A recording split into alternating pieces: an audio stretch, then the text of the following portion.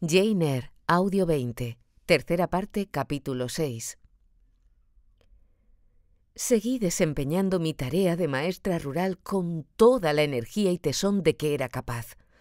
Al principio, la verdad, el trabajo se me hizo muy arduo. Tuvo que transcurrir algún tiempo, a pesar de mi empeño, para ponerme al nivel de mis alumnas y entender un poco su manera de ser. Como no habían recibido educación alguna, tenían las facultades entumecidas y no parecía tener remedio su cerrazón. Al principio creí que todas eran igual de obtusas, pero pronto descubrí que me equivocaba. Había tantas diferencias entre unas y otras como en un grupo de chicas instruidas, y a medida que iba conociéndolas mejor, y ellas a mí, tal diferenciación crecía de forma rápida y natural. Una vez que superaron el desconcierto provocado por mi persona, mi forma de hablar, mis normas y mis hábitos, me di cuenta de que algunas de aquellas aldeanas de aspecto tosco se iban convirtiendo en chicas despiertas y con bastante agudeza mental. Muchas se revelaron como personas serviciales y afectuosas, y no pocas dieron muestras tanto de cortesía innata y de amor propio como de una excelente predisposición, con lo que se granjearon mi admiración y mi querencia. No tardaron en sacarle gusto a hacer sus deberes esmeradamente, en presentarse aseadas, en aplicarse con constancia al estudio y en ir adquiriendo otros modales más serenos y normales. En algunos casos, la rapidez de ese progreso llegaba a asombrarme y me producía una especie de orgullo gozoso y modesto.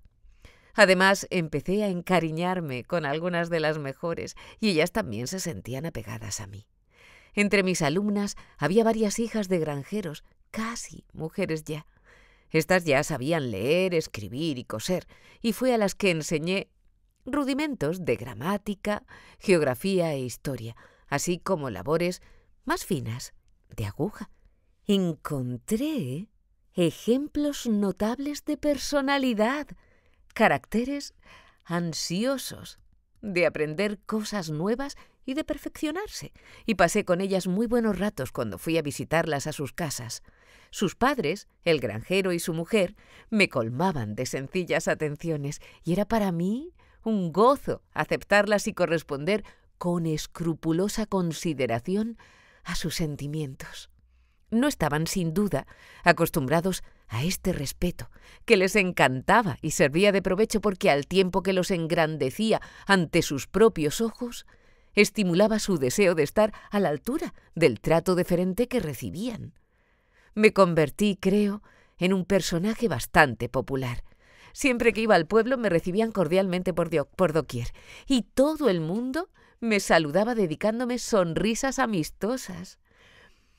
Vivir rodeada de la general consideración, aunque ésta provenga de la clase obrera, es como sentarse serena y gozosamente al sol y dejar que bajo sus rayos broten y den flor las más íntimas y apacibles sensaciones.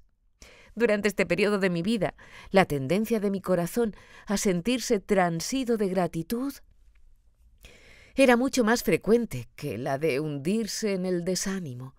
Pero a pesar de todo, lector, faltaría la verdad si no te dijese que en el seno de esta calma y de esta existencia provechosa, tras un día dedicado al honrado ejercicio de enseñar, hacer dibujos o sumirme en la lectura solitaria, muchas noches me precipitaba en sueños inquietantes, extraños y multicolores, plagados de aspiraciones, conmociones y borrascas.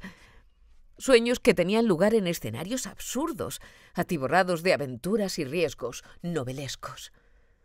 Y a lo largo de ellos me encontraba una vez y otra con el señor Rochester, siempre en trance crítico.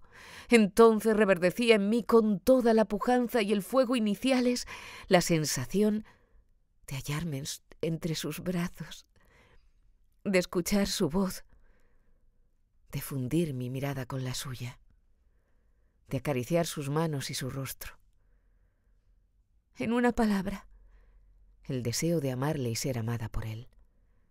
De pasar a su lado el resto de mi vida. Y de pronto me despertaba, me acordaba de dónde vivía y cuál era mi situación.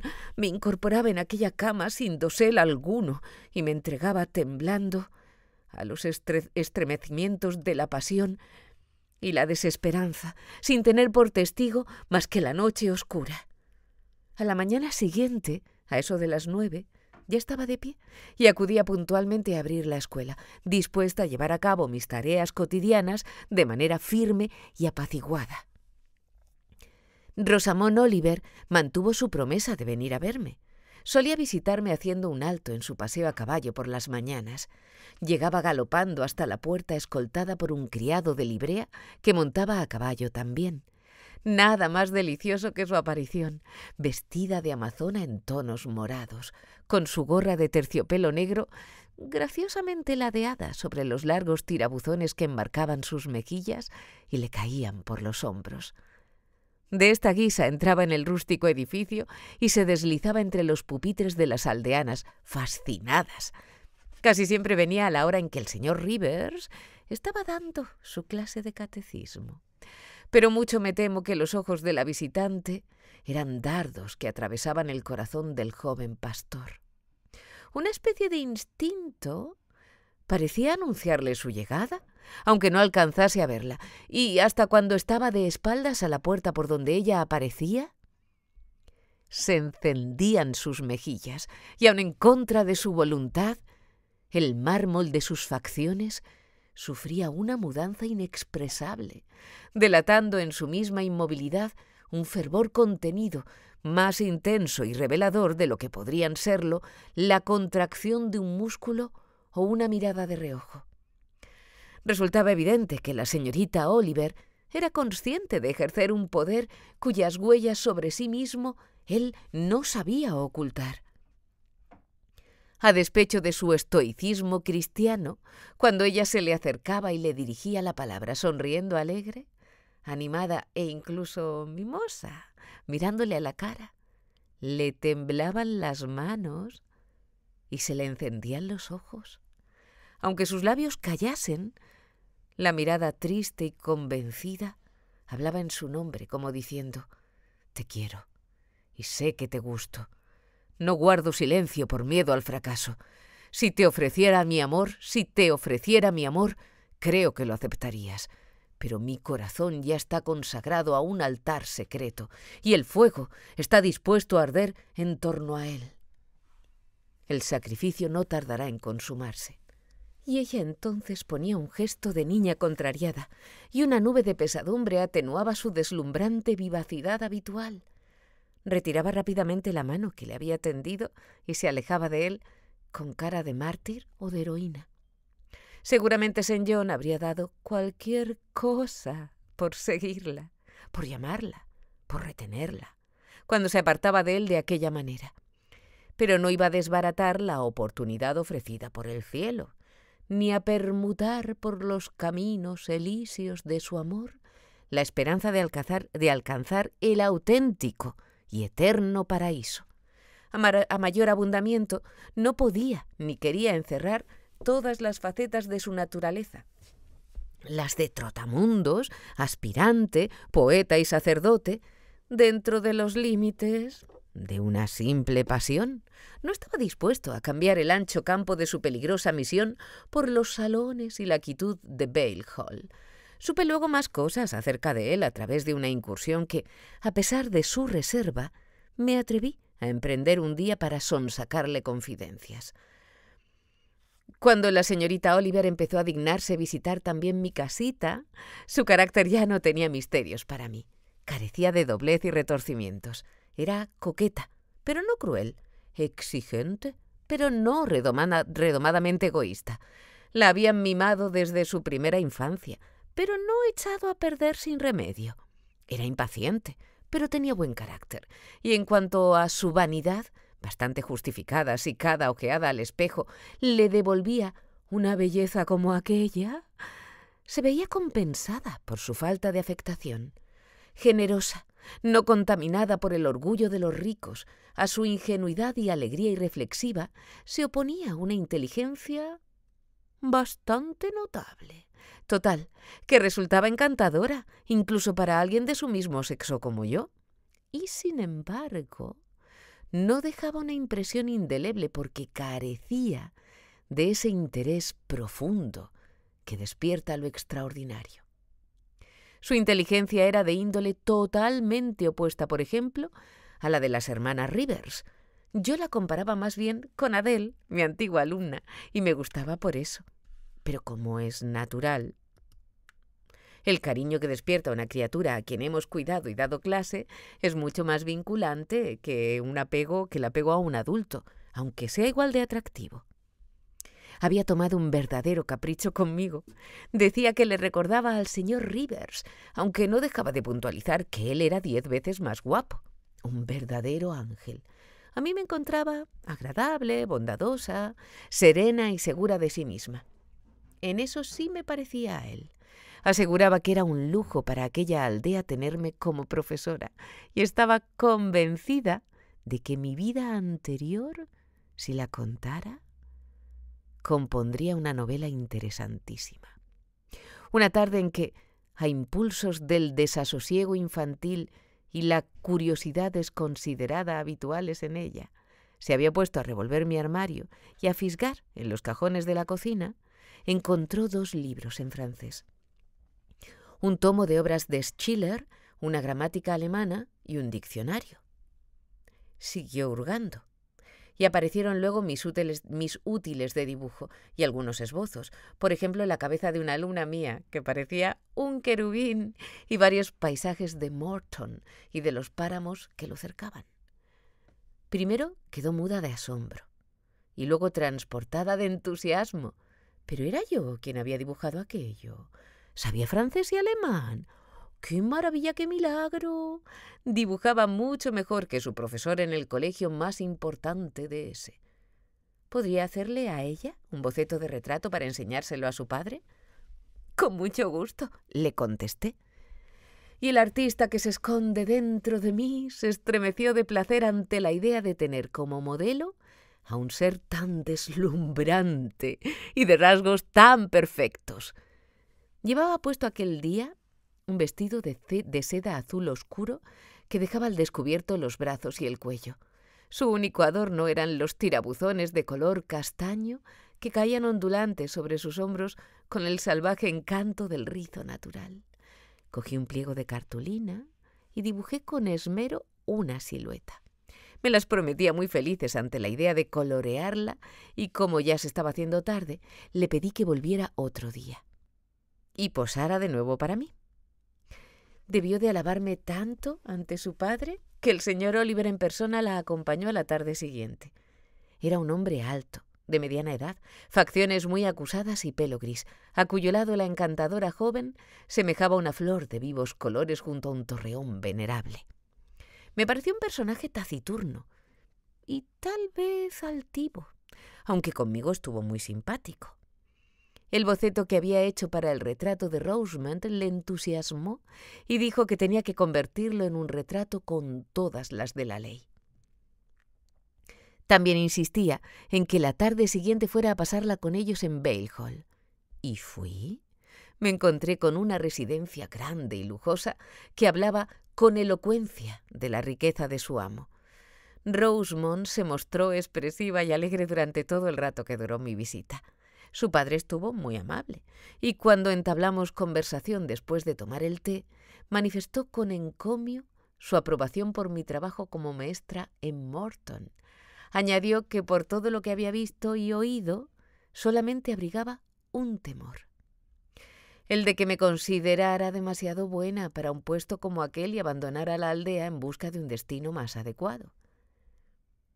«Desde luego», intervino Rosamond. «Tiene talla más que suficiente, papá, para entrar de institutriz en una familia de gran categoría». Y en ese momento me di cuenta de que prefería estar donde estaba, que al servicio de una de las mejores familias del condado. El señor Oliver se puso a hablar del señor Rivers y de su familia en términos de gran respeto. Dijo que era uno de los apellidos más ilustres de la zona, que antaño los Rivers fueron gente muy acaudalada y llegaron a ser dueños de todo Morton. Incluso el actual heredero de la estirpe, añadió, podía aliarse, si quisiera, con la mejor familia. Comentó que le parecía una lástima la decisión de hacerse misionero por parte de un joven tan educado e inteligente. Lo veía como un desperdicio de esas dotes y de todo un porvenir. Entendí que el padre de Rosemond no iba a ser quien pusiera impedimentos al posible matrimonio de su hija con el señor Rivers. Saltaba a la vista que los orígenes, el apellido y profesión del joven clérigo compensaban con creces, a sus ojos, la ausencia de fortuna. El 5 de noviembre cayó en fiesta.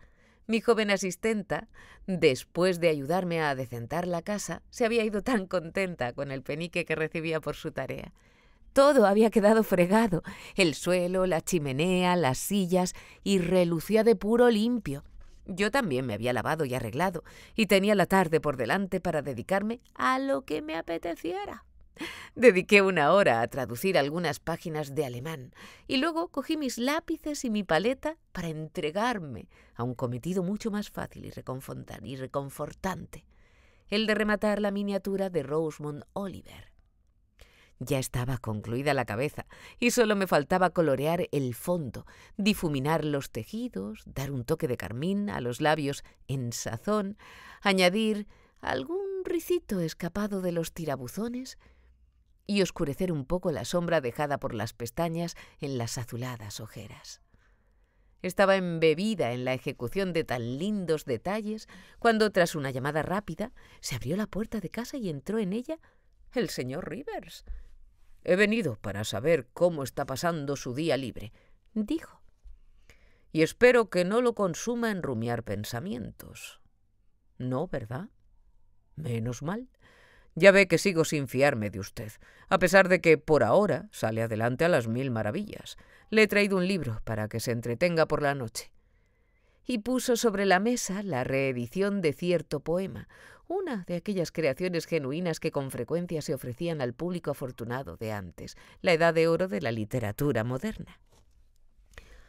Los lectores de hoy por desventura tienen menos suerte. En fin, que no decaigan los ánimos. No pienso perder el tiempo en críticas ni lamentaciones. Sé que la poesía no ha muerto, ni el genio puede darse por perdido y que tampoco Mamón es capaz de matarlos, esclavizarlos o doblegar su cerviz. Sé que ellos algún día reivindicarán su ser y su presencia.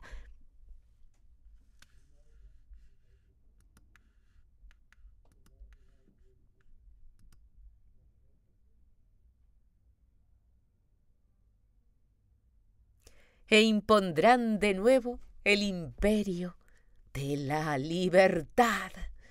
Salve a los ángeles poderosos y seguros. Ellos sonríen en lo alto y los débiles lloran en su exterminio, mientras triunfan las almas mezquinas. ¿Exterminados la poesía y el genio? Nunca. No dejéis que la envidia fomente esa idea. Abajo la mediocridad. No solo viven, sino que os redimen al reinar, y si no fuera por su divino influjo desperdigado por doquier, estaríais hundidos en el infierno de vuestra propia sordidez. Mientras hojeaba ávidamente las brillantes páginas de Marmión, porque no era otro que Marmión su autor, el señor Rivers se detuvo para mirar mi dibujo. Su alta figura se irguió inmediatamente, presa de sobresalto. Aunque no dijo nada. Alcé mi mirada hacia él, pero la rehuyó. Fui capaz de penetrar sus pensamientos y de leer en su corazón como en un libro abierto. En aquel momento me sentía más tranquila que él. Enfocaba más fríamente la situación y en eso le sacaba una ventaja que decidí aprovechar para brindarle ayuda, si me lo permitía. La tarea de mantener firmemente el control de sí mismo, pensé, excede sus propias fuerzas. Guarda con llaves su pena y su pasión en lo más hondo. No se desahoga, ni comparte nada con nadie. Estoy segura de que hablar un poco de la dulce Rosamond, con quien se empeña en no casarse, le vendría muy bien. Voy a ver si le hago hablar. «Tome asiento, señor Rivers», empecé diciendo, pero él me contestó como siempre que no, que tenía prisa. «¿Está bien?», le contesté malamente, que diga mentalmente. «Pues quédate de pie si quieres, pero no pienso dejarte ir porque la soledad te está haciendo tanto daño como a mí.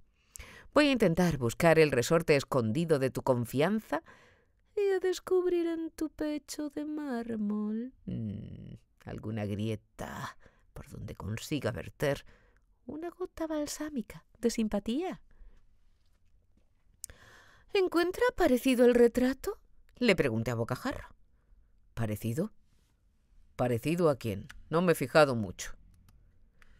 «Sí, señor Rivers, sí se ha fijado». Le cogió de sorpresa mi abrupta y repentina afirmación y me miró atónito. «Pues espérate, que estamos empezando», murmuré para mis adentros. «No voy a dejarme vencer por un amago de rigidez. Quiero llegar bastante más allá». «Lo ha estado observando detenidamente», proseguí. «Pero no me importa que siga mirándolo». Y diciendo estas palabras me acerqué a coger el retrato y lo puse en sus manos. «Está muy bien acabado», dijo. «Los colores son tenues y transparentes y el dibujo está delineado con gracia y acierto». «Ya, pero yo hablaba del parecido». «¿A quién se parece?», dudó unos instantes antes de contestar. «A la señorita Oliver, supongo». «Exactamente.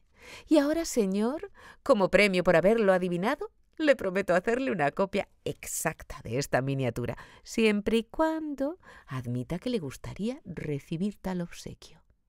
No estoy dispuesta a malgastar mi tiempo y mi trabajo regalándole algo que le pueda resultar indiferente». Seguía mirando el dibujo. Cuanto más lo miraba y más lo apretaba entre sus dedos, más codicioso de poseerlo parecía. «Es igual a ella», murmuró. «Qué bien delineados están los ojos. Y luego el color, la luz, la expresión. Está sonriendo. ¿Le serviría de consuelo o de tormento tener una copia del retrato? Es lo que le pregunto. Cuando se encuentre usted en Madagascar, en la República de Sudáfrica o en la India, ¿le confortaría llevar consigo este recuerdo? ¿O su visión le evocaría imágenes tristes que le provocarían flaqueza de ánimo?» Levantó furtivamente los ojos que se fijaron en mí, turbados y dubitativos. Luego los volvió nuevamente hacia el retrato. «La verdad es que me gustaría tenerlo. Que me conviniera o fuera sensato, esa ya es otra cuestión. Desde que me había dado cuenta de que el señor Rivers era para Rosamond el pretendiente ideal y de que su padre no pondría obstáculos a aquel matrimonio, yo, de ideas menos exaltadas que St. John, había decidido firmemente abogar por tales amores. Pensaba que si él pudiera contar con una fortuna como la de los Oliver, la causa del bien saldría ganando en eficacia, tanto o más que mediante un viaje a lejanas tierras donde vigor y talento pudieran acaso malgastarse bajo un sol tropical. «Por lo que a mí se me alcanza», repliqué en tono seguro, «lo que le convendría y sería más sensato es apropiarse cuanto antes del original de esa pintura». Él ya se había sentado ante la mesa donde había puesto el retrato y con la cabeza apoyada entre las manos se dedicaba a examinarlo apasionadamente. No se le notaba ofendido ni enfadado por mi atrevimiento. Es más, me dio la impresión de que empezaba a suponer un alivio inesperado y placentero para él ver abierta la puerta para hablar con franqueza de un tema que tenía por inabordable, para discutirlo sin trabas. La gente reservada suele necesitar más que la expansiva para dar rienda suelta a sus penas y sentimientos. El estoico más redomado es un ser humano, a fin de cuentas, y muchas veces se le hace un grave favor, que diga un gran favor, irrumpiendo con audacia y buena voluntad en el mar silencioso de su alma. Estoy segura de que usted a ella le gusta, dije apoyándome en el respaldo de su silla.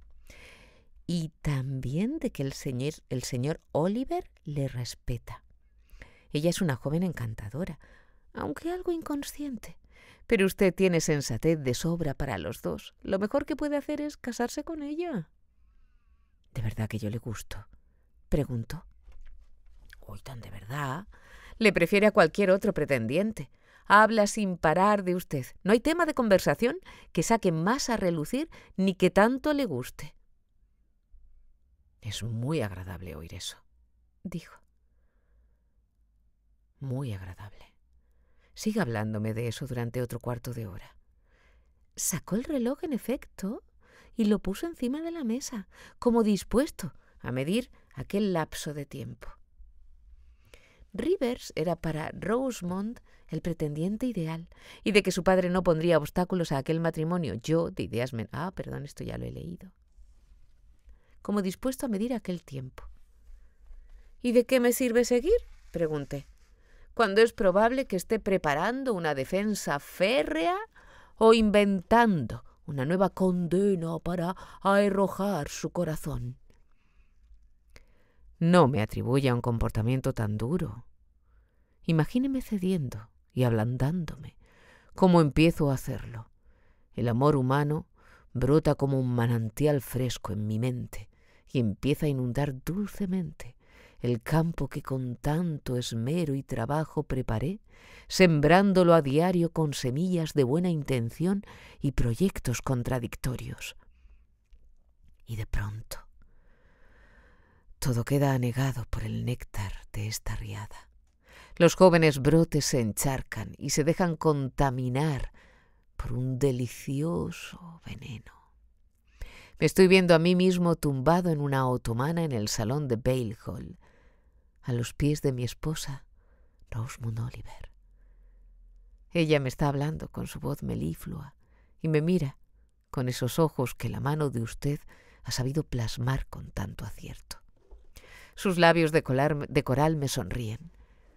Nos pertenecemos uno a otro, y tanto la vida que llevamos como el mundo que gira en torno al nuestro me resultan suficientes. Silencio, por favor. No diga nada.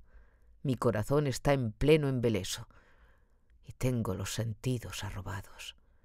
Déjeme pensar en paz el tiempo que me he marcado. Le obedecí, mientras en el reloj transcurrían los minutos y él respiraba agitadamente. Yo guardaba silencio. Cuando hubo concluido el cuarto de hora, sin que se produjera ruido alguno, el señor Rivers guardó el reloj, dejó el retrato, se levantó y se acercó. «Ya está», dijo. «Se consumió este lapso de tiempo dedicado al delirio y a la ilusión. He dejado descansar las sienes en el pecho de la tentación y he puesto deliberadamente mi cuello bajo su yugo de flores. He apurado esa copa. La almohada estaba incandescente. Había un áspice entre las guirnaldas y el vino sabía amargo. Sus promesas son tan vanas, como falso es aquello que brinda. Todo esto lo veo y lo sé». Le miré con pasmo. Es curioso, continuó, que por una parte ame a Rosamond tan locamente, con toda la intensidad de las pasiones primeras, cuyo objeto se nos antoja exquisito, gracioso y fascinante, y que al mismo tiempo experimente el convencimiento sereno e insobornable de que no sería una buena esposa para mí, que la unión con ella no me conviene, que me daría cuenta de ello al año de casarnos y que tras 12 meses de éxtasis sobrevendría una vida entera de remordimientos. Lo sé. ¡Qué cosa más rara! No pude por menos que exclamar. mientras algo dentro de mí, prosiguió, es profundamente sensible a sus encantos.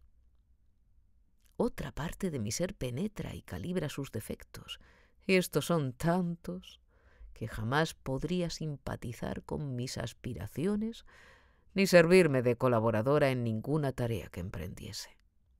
¿Se imagina Rosamond sacrificándose, trabajando duramente, convertida en apóstol femenino? ¿Rosamond casada con un misionero? No. Pero no es imprescindible que se haga usted misionero.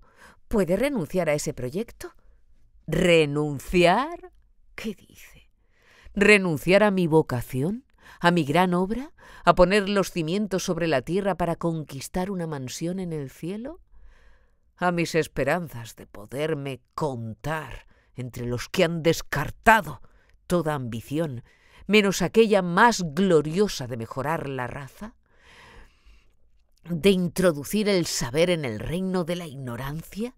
¿De sustituir la guerra por la paz y el miedo al infierno por la esperanza del cielo?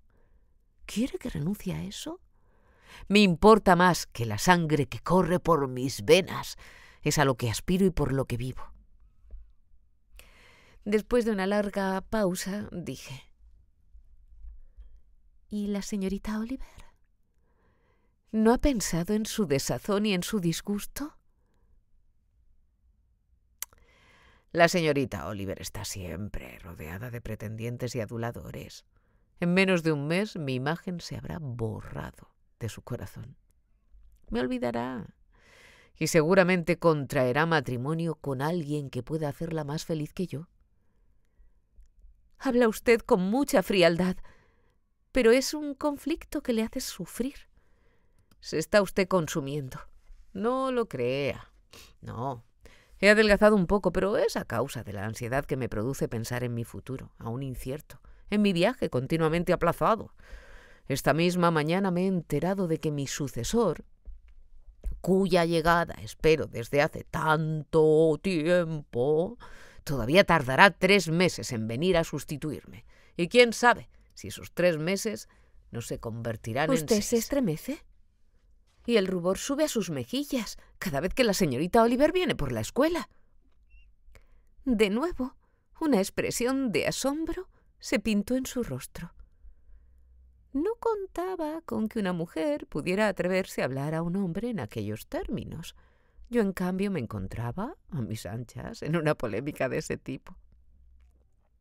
En mi trato con la gente de inteligencia enérgica, discreta y refinada, ya fueran hombres o mujeres, nunca me había contentado con una comunicación que no traspasase las barreras de la reserva convencional y luchaba por cruzar el umbral de la confianza hasta ganarme un puesto en lo más intrincado de sus corazones. «Es usted muy peculiar», dijo él, «y nada tímida. Hay bravura en su espíritu y perspicacia en su mirada. Pero permítame asegurarle que tergiversa en parte mis emociones, juzgándolas más profundas y fuertes de lo que son en realidad. Me concede mayor compasión de la que mi situación reclama. Cuando me ruborizo o tiemblo ante la señorita Oliver, no siento piedad por mí mismo, sino desprecio por mi debilidad, porque soy víctima de algo indigno, de una simple fiebre de la carne, no de una conmoción del alma. El alma permanece sólida como una roca firmemente asentada en las profundidades de un mar inquieto. Conózcame por lo que realmente soy.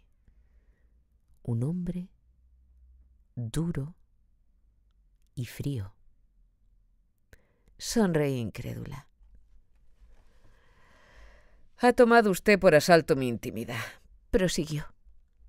Y ahora la tiene más a su merced. Despojado del cándido ropaje con que la cristiandad cubre las deformidades humanas, mi condición original es simplemente la de un hombre frío, inflexible y ambicioso. De todos los sentimientos, el único que tiene una influencia permanente y poderosa sobre mí es el mero afecto. Mi guía es más la razón que el sentimiento. Mi ambición no tiene límites, como tampoco el deseo insaciable de llegar más arriba que los demás y aventajarlos. Siento veneración por la perseverancia, la capacidad de resistir, el trabajo y el talento, porque no hay medios mejores para que un buen hombre, la capacidad de resistir el trabajo y el talento, porque no hay medios mejores para que un hombre lleve a cabo grandes propósitos y ascienda a cumbres eminentes. Si me intereso por su porvenir, es porque la considero un espécimen de mujer enérgica, diligente y metódica. No porque me despierte una profunda compasión lo que haya sufrido o aún le quede por sufrir. «¿Se describe usted a sí mismo como si fuera un mero filósofo pagano?», dije. «No. Entre los filósofos deístas y yo hay una diferencia. Yo creo. Y creo en el Evangelio. Se ha equivocado usted en el adjetivo. No soy un pagano, sino un filósofo cristiano, y no sigo más secta que la de Jesús. Como discípulo suyo, he adoptado sus clementes y piadosas doctrinas y abogo por su pureza, que he jurado propagar. La religión me cautivó desde la primera juventud y ha fomentado mis cualidades más genuinas. De un minúsculo germen, mi tendencia al afecto, la religión ha hecho crecer el árbol preponderante a cuya sombra reposa la filantropía. De la raíz salvaje y correosa de la verticalidad humana, ha creado una noción recta de la justicia divina. De la ambición por acumular poder y renombre, para mi miserable ser, ha extraído la de extender el reino de mi Señor y lograr victorias llevando la cruz por estandarte. Aunque ha hecho por mí tanto la religión y ha sacado tan excelente partido de mi materia prima, amaestrando y podando mi naturaleza, no ha conseguido erradicarla por completo, ni lo conseguirá hasta que llegue la hora de la inmortalidad a este pobre mortal. Una vez dichas estas palabras, cogió su sombrero, que reposaba junto a mi paleta, y volvió a mirar el retrato. «Es una preciosidad», murmuró. «Le va bien». El nombre de Rosa del mundo, desde luego. «¿Y quiere que le pinte otro retrato igual?». «¿De qué serviría?». «No».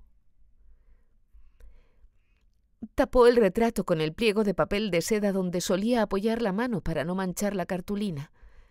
No pude saber lo que había visto de pronto en aquella hoja en blanco, pero hubo algo que llamó su atención. La cogió en un arrebato y examinó el borde. Luego me dirigió una mirada tan rara como indescriptible que no pude entender, una mirada que parecía detallar todas las minucias de mi cuerpo, de mi cara y de mi vestido, porque me traspasaba por entero, afilada y veloz como un rayo. Sus labios se separaron como a punto de decir algo, pero frenó la frase, que no sé cuál sería. «¿Qué pasa?», pregunté. «Absolutamente nada», replicó, y al volver a colocar el papel en su sitio, me di cuenta de que arrancaba una tira estrecha del margen que escondió dentro de su guante. Acto seguido desapareció tras una breve inclinación de cabeza acompañada por un «buenas tardes». «Bueno», exclamé usando a continuación una expresión popular, «esto pasa de castaño oscuro, se mire por donde se mire». Yo, a mi vez, examiné el papel, pero no vi nada más que unas manchas pardas de pintura donde había estado haciendo pruebas de color. Me quedé extrañada durante unos minutos rumiando aquel enigma. Pero luego pensé que no tendría la menor importancia. Aparté la idea de mi cabeza y no tardé en olvidarla.